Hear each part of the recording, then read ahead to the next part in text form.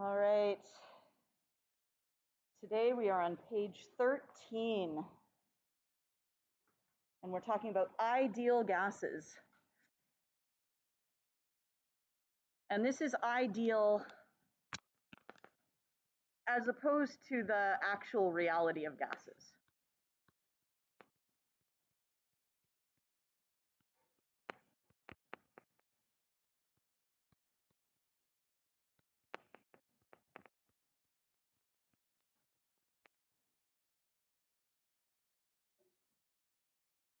And having an ideal gas, it allows us to simplify a lot of things, okay? It allows for simplification.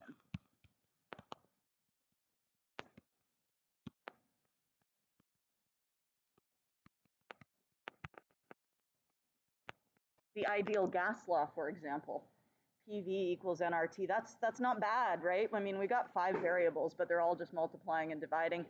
When we get into real gases, if we were to use the real gas equation, there's like plus terms and minus terms, and like it's just big and complex. So it's nice to have an ideal gas. So what does it mean? What are these simplifications that we do? Well, we assume that the molecules are so small that they occupy no space at all, which is obviously not true. However, they're really, really small compared to the overall volume, and therefore you can assume that they have no space. The molecules are also assumed to have no attraction to each other, which means you don't have to worry about how they interact with one another. You can just kind of pretend that they have perfect collisions and don't stick to one another and that kind of thing. Now, a lot of the time, gases actually do behave in a fairly ideal fashion. It is only when we get to low temperatures and high pressures that we actually see gases start to exhibit significant non-ideal behavior. Good morning. So in other words, when the temperature is high, those particles are moving very quickly. So as they are moving past one another, the attractions don't actually matter very much when the temperature is high, because the molecules are just moving too fast and they just kind of ignore each other. Whereas if they're moving slowly, you know, they kind of are like, ooh, I'm a little bit attracted, right? And so they have no attraction. So at high temperatures,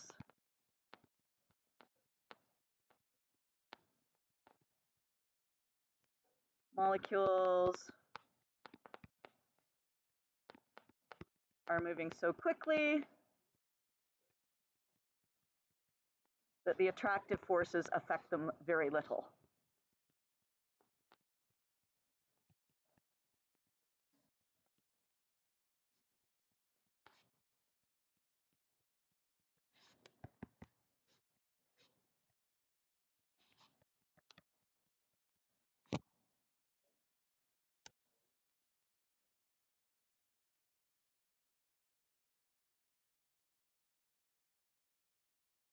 And if we are at a low pressure, give you a second to write that down.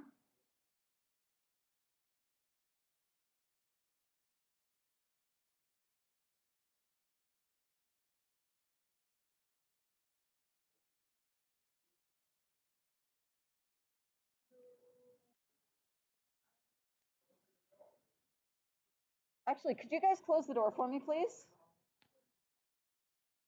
Never mind. Okay, so the molecules molecules occupy no space. So if we have a container that is at low pressure, what that's probably going to mean is that you don't have very many particles. Yes, because pressure is how much they bash into the sides of the walls. And if you don't have very many particles, they will bash into the walls less. However, if we have higher pressure, either that's going to mean that we have more molecules, or it can also mean that we have shrunk the volume.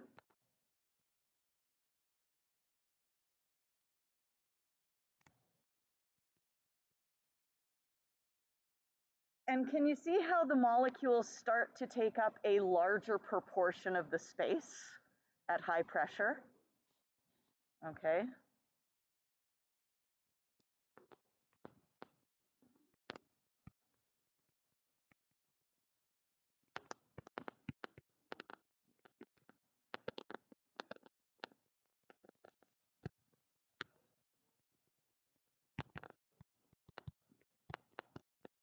So at higher pressures, we cannot assume that the molecules are taking up no space whatsoever.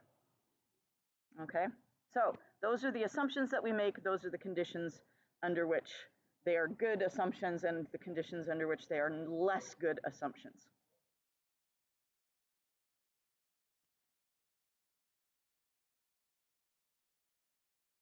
So tell your partner or someone near you, at what kind of temperature do we get real gases exhibiting ideal behavior? At what temperatures are they most ideal?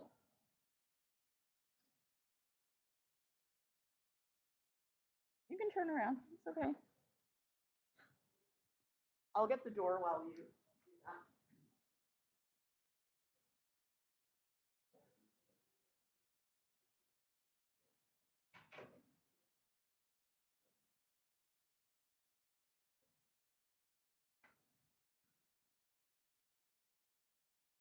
Real gases exhibit ideal behavior at what kind of temperature?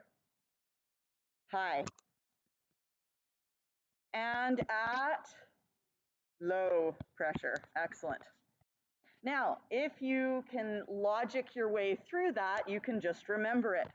However, we also have a mnemonic to help you remember it, and that is that our ideal gases, you can remember thigh, plow. So here's my little picture of some peasant woman pulling a plow or doing the plow in behind the horse. And it is ideal for them to have strong thighs, which means the temperature is high, yes, in order to plow the field, which means that the pressure is low, okay? I know it's a bit of a goofy mnemonic, but sometimes goofy ones are good to remember. And also the visual is kind of, it'll make it stick a little bit better. For now, we are going to consider only ideal gases. Later on in some later section, we'll do real gases. Now we have the pervert equation, or the pervnert equation, as you prefer. Again, it's one of those things where, you'll remember it because it's slightly inappropriate. PV equals nRT. However, you don't need to memorize this because it is on your AP data sheet. Here are the R values, because R is the gas constant. Okay, so you'll have to be given that value. And you are given 3 values for R, which will be used in different contexts. Okay, 8.304 joules per mole Kelvin, 0.08206 liters atmospheres per mole Kelvin, and 62.36 liters torr per mole Kelvin. Now, the first value for R is used in thermodynamics, where we have delta G is equal to RT ln K, because delta G is measured in joules per mole, which makes sense then that the unit that we use, it has joules and moles. Yes?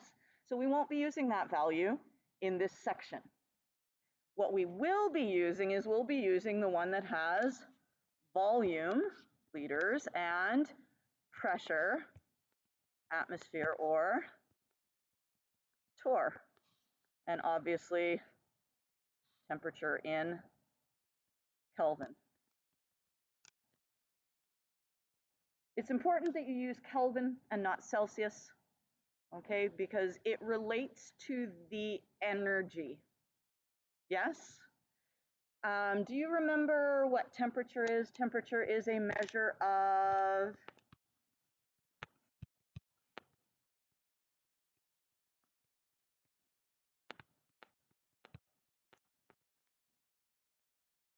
average kinetic energy.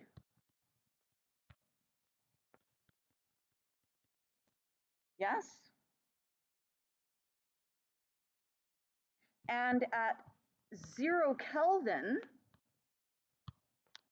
how much kinetic energy is there?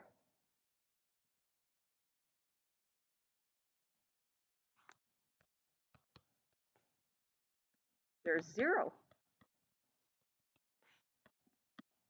0 joules of kinetic energy. So it makes sense that when we're using something that uses that is actually could be expressed in joules, that we would use where 0 Kelvin is equal to 0 joules as opposed to negative 273 Celsius. Okay. But at any rate, you can just remember it. You can just look and say, what units do I have? What units am I going to use? That's the R I'm going to use. You are not going to be asked to do anything in kilopascals on the AP exam, but there is the conversion if you need it. Okay. Here is what we have. La la la. Okay. Using the ideal gas equation, and you're going to use your quote unquote new periodic table. So this will be the one that has 4 sig figs on it, or sorry, 2 decimal places on it. Do you guys need a periodic table? Yes?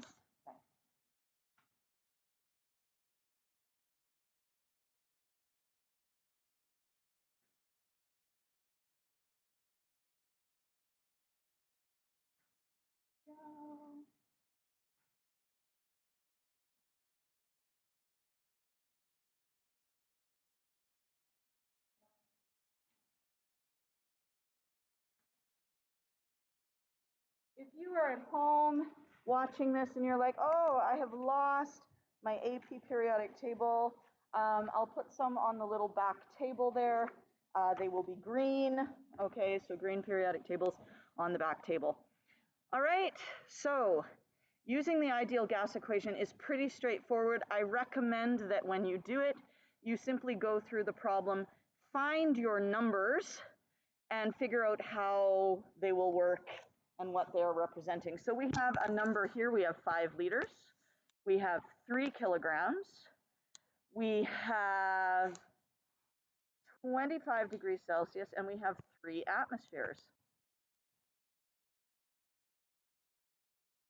And we also want to know how large of a container would be needed to hold the same amount of propane at 25 degrees Celsius and 3 atmospheres. There's 2 ways to solve this problem.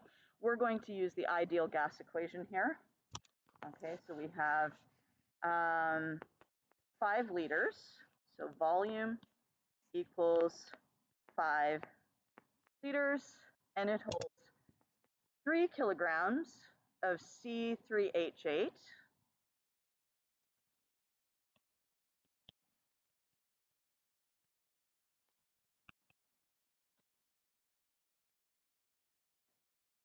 and we want to know how large a container would be needed to hold the same amount of gas at 25 degrees Celsius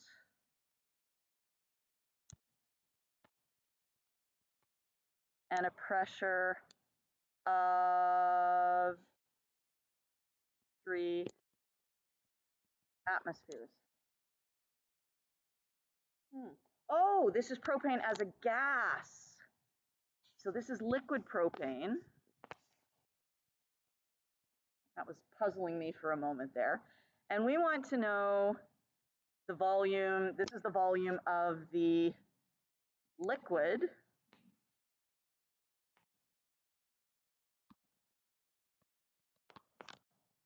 Volume, and we want to know the volume of the gas.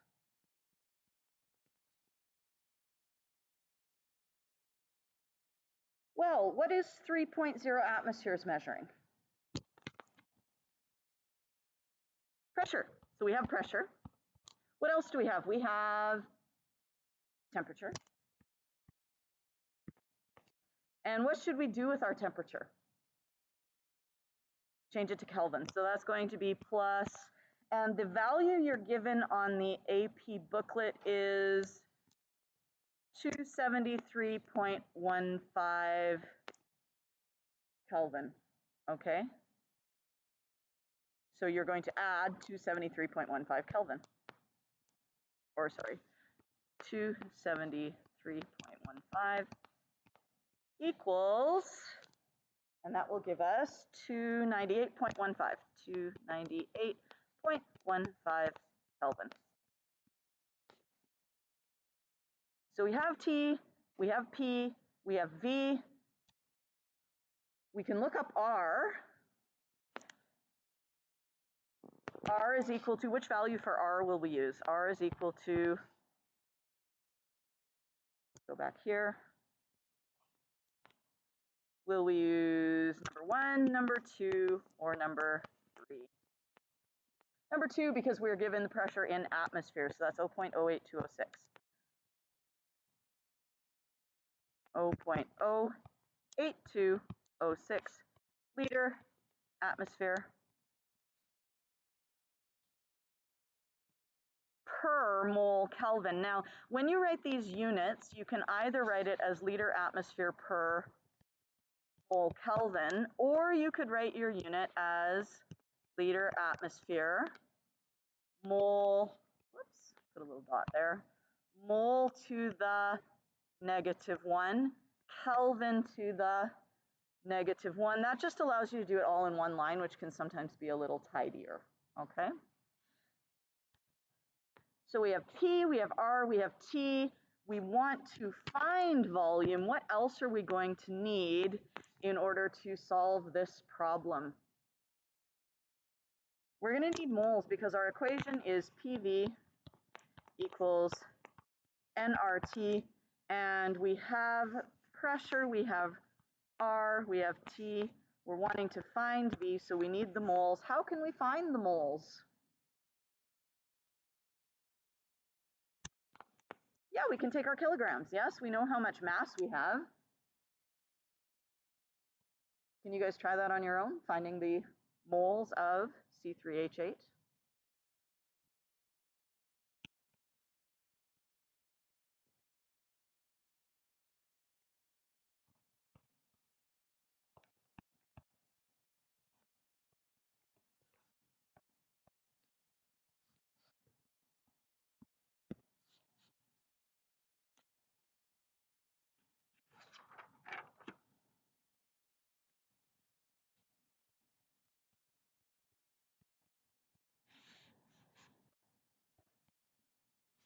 And don't forget to use your new periodic table.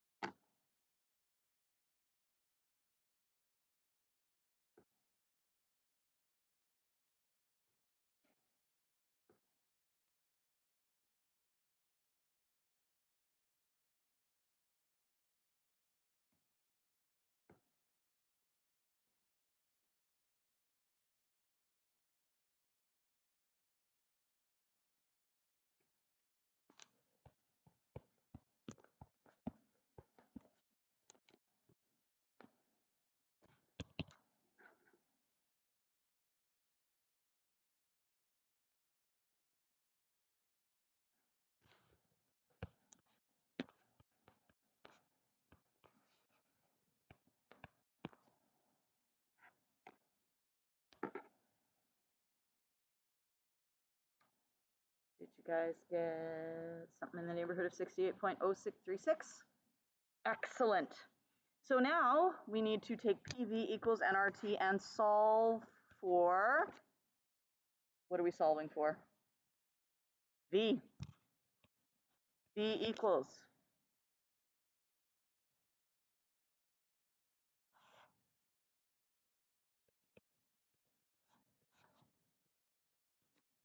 I'm hoping you guys get nRT over P. And then at that point, you just plug everything in. You should make sure you write your units, like always. So we have 68.036 moles. Why did I choose that many digits to record? Sig figs, because I've got, well, I mean, honestly, I probably didn't need that many because I'm going to be limited to 2 sig figs in the end. I probably could have gone with a lot less. However, you know, there we are. Okay. 0.08206 liter atmosphere, mole -1, Kelvin -1, T 298.15 Kelvin. Ooh, hard to fit here. Should leave more room for this one. Over P, which is 3.0 atmospheres. 68.08206.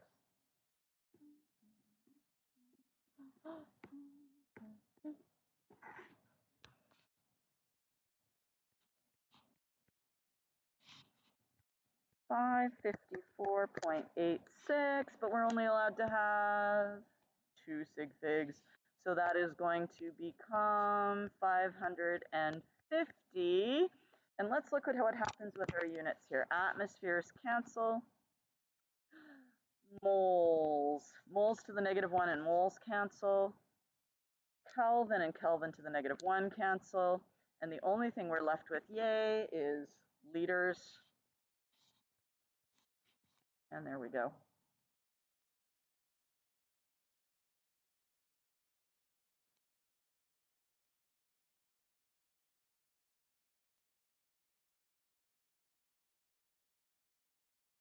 You can use density to find molar mass and molar mass to find density. And you can use the ideal law to convert between these, but apparently we only have like 2 minutes left, so we're not going to do that today. Okay, so we'll do that next day. Excellent. No homework at all this week, not even like a little bit, just like nothing. Whee! Thank you guys for being here.